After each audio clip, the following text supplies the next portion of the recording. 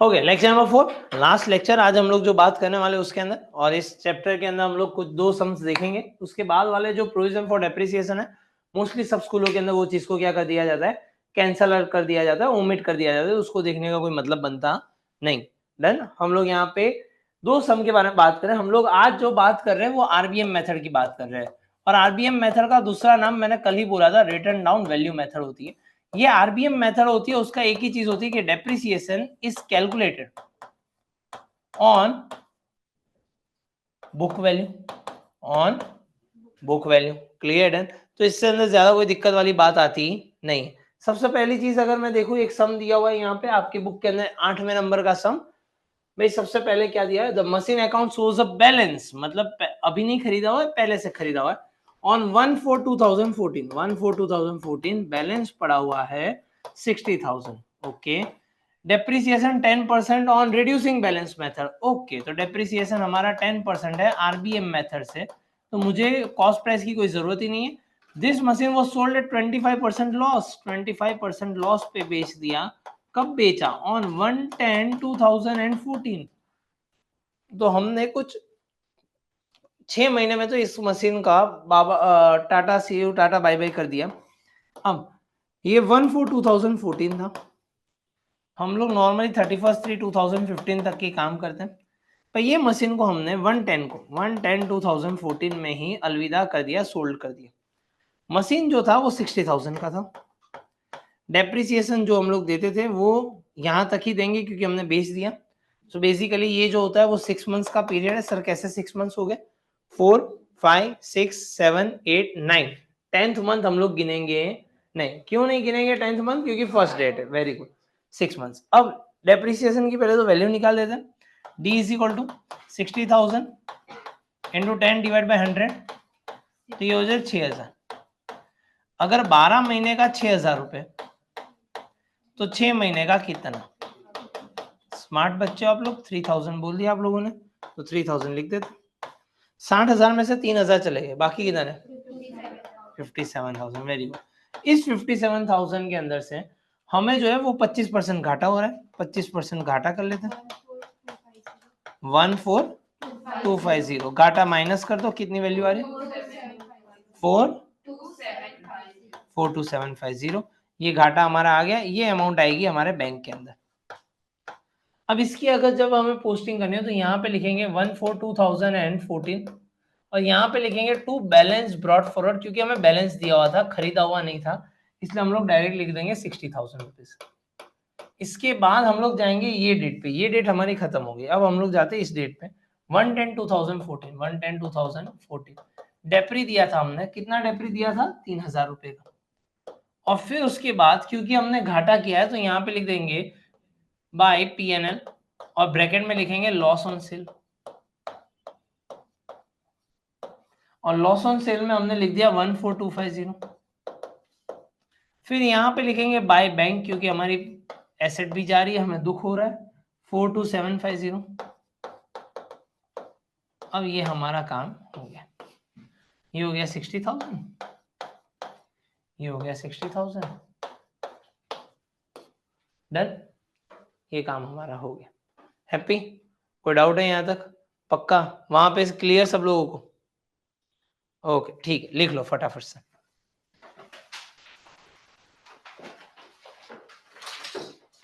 Hello students, कैसे हो आप सब लोग? आज मैं एक छोटी सी अनाउंसमेंट करने आया हूँ। हम लोग ने एक नया कोर्स अनाउंस किया हुआ है। वो कोर्स है क्योंकि आप सब बच्चों का बहुत सारा प्यार था और बहुत सारे कमेंट्स आ रहे थे, हम लोग को डीएम्स आ रहे थे इंस्टाग्राम के ऊपर कि सर अगर हमें लाइव में बैठना, क्योंकि आप अपने जो क्लास के जो वीडियोस है उसे ही आप दे रहे हो, तो अगर हमें लाइव सेशन में बैठना हो, उसके साथ डाउट पूछने हो, तो क्या कर सकते हैं हम लोग? तो हमने एक स्पेशली कोर्स बनाया हुआ है। पायलट टेस्टिंग हमने अभी उसका कंप्लीट कर लिया है। उस कोर्स के अंदर आप यूकेआईसी ऑनलाइन पे जाके या तो फिर यूकेआईसी ऑनलाइन की ऐप पे जाके 11th के लाइव लेक्चर्स वाला एक कोर्स है 7199 रुपीज़ का, जिसके अंदर हम लोग 2 चीज़ें आपको देते हैं। एक, आपको नोट्स मिल जाती है, तो आप हमारे साथ जो बच्चे जो सम्स गिनते हैं वैसे ही सम्स कर सकते हो। दूसरी चीज़, आपको सारे के सारे लाइव लेक्चर्स हैं। लाइव लेक्चर्स हमारे नॉर्मली 3 दिन रहते हैं। मंडे को रहता है, वेडनेसडे को रहता है और फ्राइडे को रहता है। टाइमिंग होता है 2:30 to 3:30। हाँ, अगर मान लो ये टाइमिंग पे आप स्कूल पे हो या तो आप कोई दूसरी एक्टिविटी में हो जहाँ पे ये अटेंड नहीं कर सकते, तो आपको ये सारे लेक्चर्स का वीडियो रिकॉर्डिंग्स मिल जाते हैं, एज वेल एज ये सारे जो लेक्चर्स हैं उन सबकी PDF भी ऑन द स्पॉट अपलोड कर दी जाती है। अभी के स्टेज के अंदर हम लोग ने ये सारी चीज़ें करके रखी है। Also we are planning to introduce कि जहाँ पे आप लोगों को एग्जाम के पेपर्स भी मिलते जाए, आपको एग्जाम पेपर किस तरीके से प्रैक्टिस करनी है, क्या करनी है, उसका क्या एक्चुअल सॉल्यूशन होना चाहिए, वो सारी चीज़ें हम लोग धीरे धीरे डाल रहे हैं। तो अगर आपको हमारे साथ, और हाँ अगर आप उसके अंदर लाइव के अंदर ज्वाइंट हो रहे हो तो आप डाउट भी पूछ सकते हो कमेंट के अंदर, तो जहाँ पे मैं खुद आपसे डाउट जो है आपके ऑन द स्पॉट क्लियर करवाऊँ। इससे एक आदत बहुत अच्छी बनेगी क्योंकि आप मेरे साथ कैलकुलेशन भी करते जाओगे, मेरे साथ ही करते जाओगे, तो एक रेगुलरिटी आएगी। और इन दैट केस अगर मान लो आप मंडे को, वेडनेसडे को, फ्राइडे को, किसी एक दिन मान लो अगर आप नहीं आ पाए तो आप उसका रिकॉर्डिंग तो डेफिनेटली चेक कर सकते हो। ये रिकॉर्डिंग पूरे साल तक रहेगा आपके पास, और सारी की सारी नोट्स जो है वो आपके घर पे डिलीवर कर दी जाएगी विदाउट एनी एक्स्ट्रा कॉस्ट। तो नोट्स भी आपके पास आ जाएगी, आप लेक्चर्स को भी देख सकते हो, आपको अकाउंट स्टेट्स के जितने पेपर्स हैं वो भी हम लोग दे देंगे, उसका सॉल्यूशन भी मिल जाएगा। तो सारी चीज़ें आपके पास होगी। अब आप डेफिनेटली अच्छी तरीके से काम कर सकते हो। अभी भी हमारा फर्स्ट टर्म नज़दीक आ रहा है, पर ये जो हमारी पूरी सीरीज़ है वो पूरे साल चलने वाली है। तो हम लोग फाइनल अकाउंट्स करेंगे, बहुत सारी चीज़ें करने वाले हैं। तो वो सारी चीज़ों को अगर आपको ज्वाइन होना हो तो उस कोर्स पे जाके ज्वाइन नाउ करके ज्वाइन कर सकते हो। Bye, see you, tata, continue with your lecture. देखो अब यहाँ पे इस सम के अंदर क्या क्या चीज़ है, ये अच्छा खासा सम है जिसके अंदर थोड़ा ध्यान रखना है। यहाँ पे Sudhanshu limited has purchase one machine for 22,200 on 1/4/2012। 1/4/2012 first machine की बात हो रही है। उसने 22,200 में खरीदी और उसके ऊपर कुछ 1,800 रुपये का खर्चा भी हो चुका। तो टोटल कितना रुपए हो गया उसका, शायद से 23,000 रुपये हो गए, या 24,000। Another second machine was purchased on 1/10/2013। 1/10/2013 को उसने एक दूसरी मशीन खरीदी 20,400। उसमें 1,200 रुपए का खर्चा हो गया सेकंड मशीन के ऊपर। तो कितना हो गया 21600। डेप्रिसिएशन जो दे रहे वो 10% दे रहे हैं RBM मेथड के हिसाब से। तो ये भी लॉजिक हमारा क्लियर है, RBM मेथड है मतलब बुक वैल्यू पे जाना होगा हमें। 31/3/2015 मतलब यहाँ पे इस डेट पे 31/3/2015 the first machine was sold कर दिया एट 20% लॉस। अब आपको जर्नल एंट्री भी निकालनी है, पहले साल की मशीनरी अकाउंट भी बनाना है, 3 साल तक का। 3 साल तक का मतलब जब से पहली मशीन आई तब से। तो मैं यहाँ पे 1/4/2012, 31/3/2013, 31/3/2014, 31/3/2015, ये आप लोग अगर पूरा का पूरा देख रहे हो यहाँ पे, तो मैंने अब में सा ये बोला है कि जब भी आपके पास 2 या 3 मशीन आ जाती है तो ऑलवेज रिमेंबर आप एक एक मशीन को पकड़ो। हम लोग पहली मशीन को ही पकड़ रहे हैं, उसकी वैल्यू थी 24,000 रुपये। डेप्रिसिएशन देना है 10% के हिसाब से और RBM मेथड है। तो 24,000 का 10% कितना होता है 2,400 रुपये। माइनस करो 21600, वापिस से 10% पर अब इसका हो जाएगा तो 21,600। एक 2160 करो 19,440। वापिस से हमें देना है डिस्काउंट 1944। बोलो 17496। अब इस दिन पे हमने बेच दिया 20% घाटे पे, तो -20% लॉस करो 1399 मतलब 1397 लिख देता हूं मैं। Clear done. राउंड फिगर कभी भी अकाउंटिंग पॉइंट में आ सकता नहीं है। Clear done. तो राउंड फिगर कर लो, तो माइनस करो इतने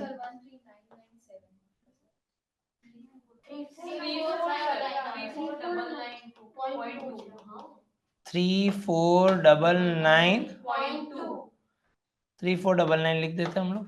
करो माइनस 139,996। ये बैंक में जाएगी अमाउंट। हाँ 0.8 है ना, तो 7 कर लेते हैं।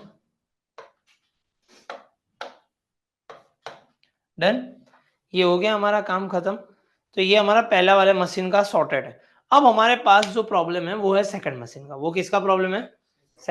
सेकंड मशीन का हम लोग देखना चालू करते हैं। सेकंड मशीन कब आया था उसके बारे में थोड़ी चर्चा कर लेते हैं। सेकंड मशीन जो आया हुआ था वो आया था 110-2013, 110-2013 मतलब करीबन यहाँ पे, और 110-2013 को वो था 21,600 का, यहाँ से लेके यहाँ तक का, मतलब ये हो गया 6 महीने। ये कितना हो गया? 6 महीने। 6 महीने तो हम लोग पहले डेप्रिसिएशन निकालते हैं, 21,600 इंटू 10 डिवाइड बाई 100 मतलब आ गया 2160। अब ये 21,600 का 2160 का ये 12 महीने का है, 12 महीने का अगर 2160 तो 6 महीने का कितना? 1080। तो ये 1080 निकालो, 21600 माइनस 1080 20520। अब ये पूरा साल रहा तो पूरे साल का डेप्री हो जाएगा, तो 2050 में से 2052 निकालो, 18468। चलो ठीक, सारी चीज हो गई। अब मुझे इसको क्या करना है, यहाँ पे खाली एंट्री करनी है। वापस से हम लोग थोड़ी वारदातें रिवाइज कर लेते क्या क्या हुआ था। 1/4/2012 पे मशीन लाए थे जिसपे एक मेन अमाउंट थी और एक एंसिलरी अमाउंट थी, तो टू बैंक टू कैश लिखना होगा। इस डेट पे हमने डेप्रिसिएशन दिया था पर एक ही मशीन था हमारे पास उस टाइम पे। फिर 1/10/2013 पे नया मशीन हमने खरीदा था, उसके बारे में उसमें भी दो अमाउंट थी, मेन अमाउंट और एंसिलरी अमाउंट। फिर उसके बाद 31/3 को दो चीजों का डेप्रिसिएशन देना है। फिर उसके बाद वापस से 31/3 को दो चीजों का डेप्रिसिएशन देना, क्योंकि दो एलिस ब्रिज आ रहे हैं, पर उस दिन हमने पहली वाली मशीन को क्या कर दिया था, बेच दिया था। क्लियर है? सो बेसिक हमारा क्लियर आइडिया। सबसे पहला 1/4/2012, 1/4/2012 क्या लिखेंगे हम लोग यहाँ पे लिखेंगे टू बैंक टू कैश, और बैंक में हम लोग डालेंगे 22,200, कैश में डाल देते 1800। 31/3/2013 बाय डेप्री, क्योंकि एक ही एलिस ब्रिज दिखाई दे रहा है मुझे 2400 वाला, और बैलेंस लिख देते, बैलेंस भी नीचे लिखा होगा, बैलेंस कैरी फॉरवर्ड 21600। अब यहाँ पे आ जाते हैं 1/4/2013 टू बैलेंस ब्रॉड फॉरवर्ड। बोलो कितनी अमाउंट लिखेंगे? 21600। ये 2 दिन की कहानी खत्म हो गई। अब आया 110। 110 पे क्या हुआ था? वेरी गुड, 110 पे नया मशीन परचेस किया था, तो to bank to cash. Bank में अमाउंट डालेंगे 20,400 और कैश में डालेंगे 1200, और यहाँ पे डाल देते हैं 31/3/2014 बाय डेप्री। पर अब डेप्रीसिएशन के अंदर दो चीजें आ जाएगी, एक बड़ा वाला 2160 येलो वाला, और एक व्हाइट वाला 1080। टोटल लगाओ 3240। बैलेंस कैरी फॉरवर्ड, ये बैलेंस कैरी फॉरवर्ड करने के दो रास्ते, पहले तो इन तीनों का टोटल कर दो, 21,600 प्लस 21,600 43,200,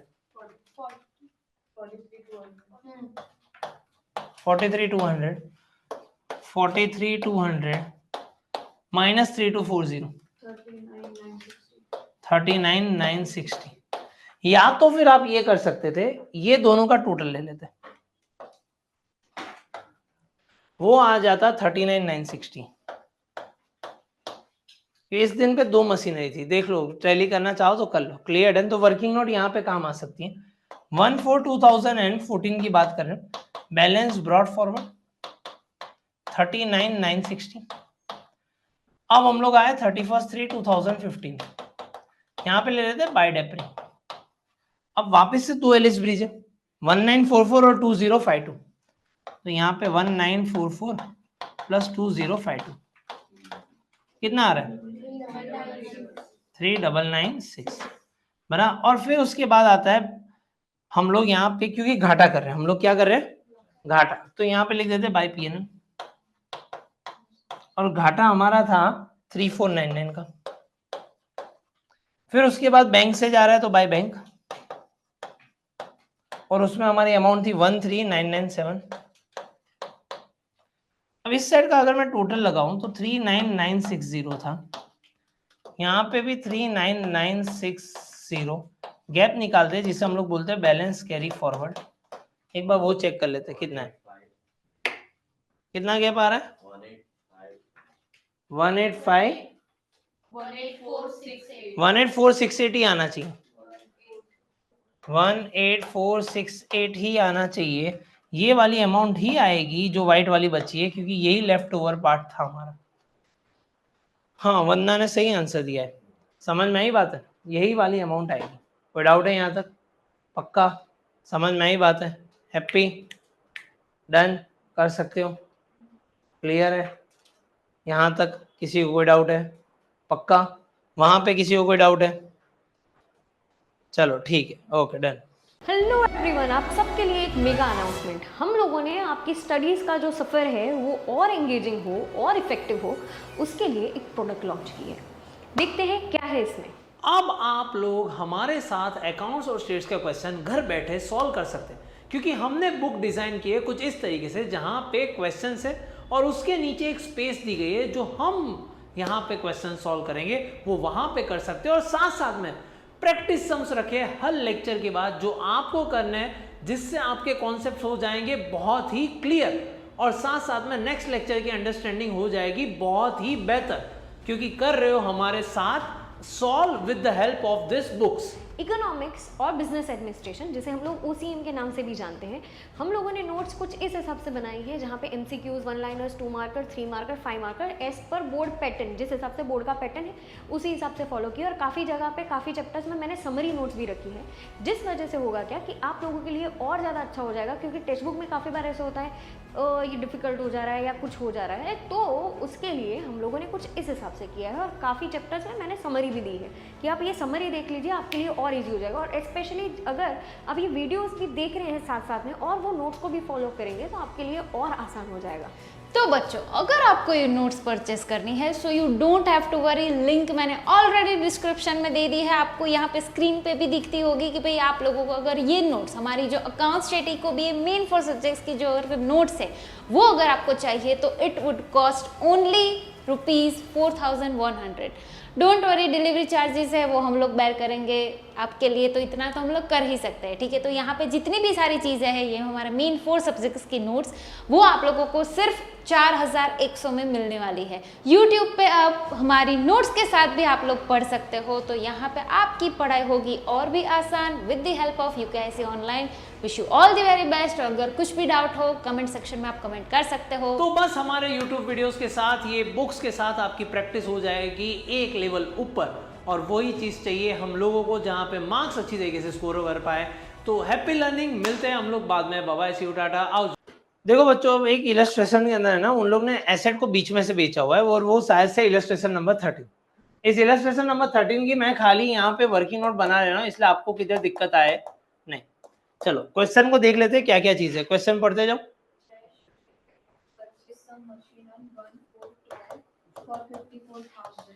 हाँ, installation expense for those machine was 6,000 rupees. हाँ, Company had purchased other machine on 110/14 for rupees 47,000. Its installation expense was 1,000 rupees.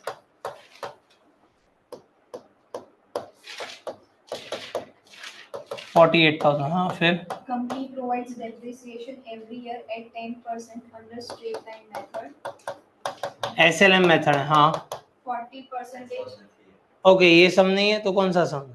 ये तो डाउट है, क्लियर थी, ये समझ आयो નથી હું જે ચીજે સેલ કરते સમ આયો નથી तो कौन समझे इलस्ट्रेशन શું છે?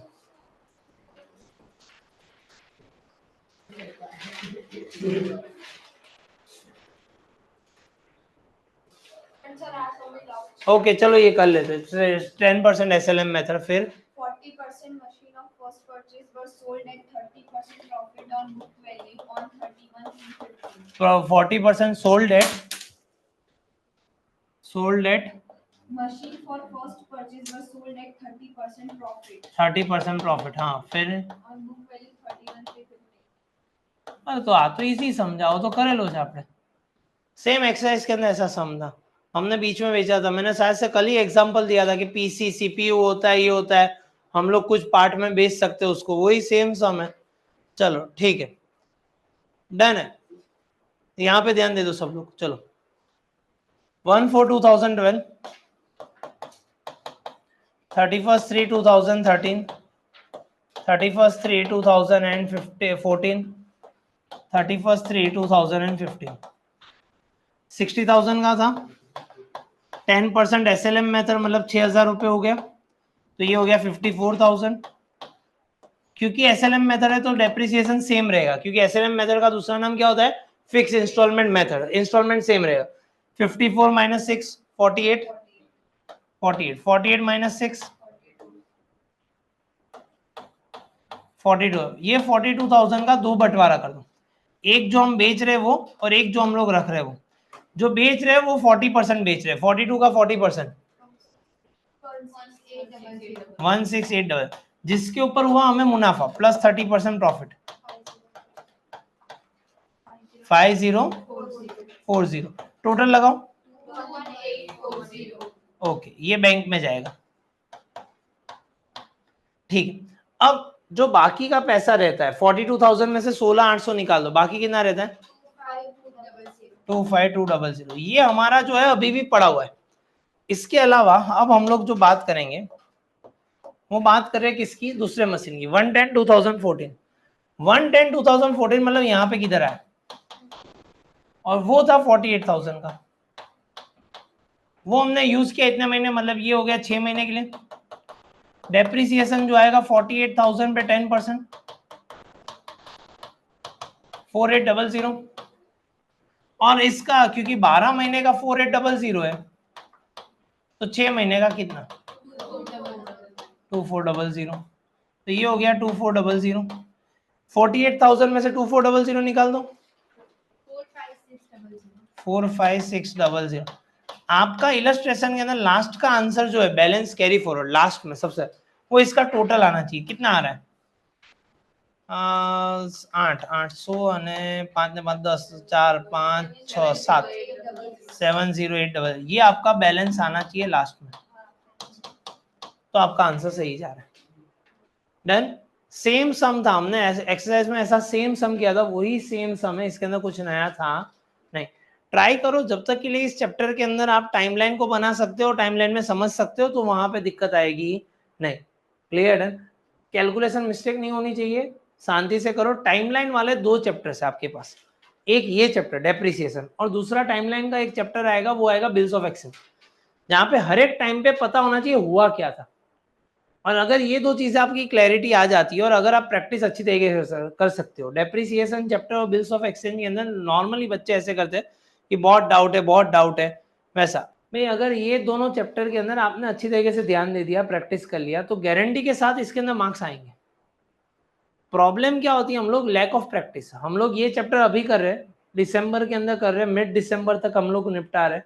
आपकी 1 महीने के बाद सेकंड टर्म आएगी, मतलब जनवरी 15 के बाद आप समझ के चलो जनवरी 17 या 20 के आजू बाजू आपकी सेकंड टर्म आ जाएगी। 50 मार्क की होगी। कोर्स के अंदर मेजरली पार्ट 1 के कुछ चैप्टर्स होंगे और पार्ट 2 के अंदर 1 to 5 या 1 to 6 7 तक ले सकते हैं। 6 7 इसलिए ले सकते हैं क्योंकि थियरी 7 चैप्टर जो है वो 2 पन्नों का है, 6 चैप्टर जो है उसके अंदर थियरी फिक्स है कि वो जो कॉन्सेप्ट समझना है वो है, एक लेक्चर का काम, उसके पीछे एमसीक्यू और उसके पीछे कुछ कहानी है, वो रट्टा मारना है, उसमें से ही पूछेंगे। मेरा कॉन्सेप्ट समझा दूंगा मैं सारे के सारे, और कॉन्सेप्ट अभी तक हम लोग वही कर रहे थे, बस अब उस टाइम में नाम समझ में आएगा ऐसा क्यों करते थे। चैप्टर नंबर 3 वापस से आप लोग की थियरी, तो पूछने लायक चैप्टर रहा गया बिल्स ऑफ एक्सचेंज, जो 6 मार्क का एक सम पूछेंगे, डेप्रिसिएशन 6 मार्क का पूछेंगे, फाइनल अकाउंट्स 11 मार्क का पूछ लेंगे आप लोग को, बराबर। तो 12 और 11 मार्क का हो गया, तो 25 मार्क तो यहीं पे खत्म हो गए आप लोग के। अब आपके पास जो बाकी रहा वो आया रेक्टिफिकेशन, वो 6 मार्क के अंदर अगर उन लोग ने पूछा तो 31 मार्क्स तो वहां पे हो गए।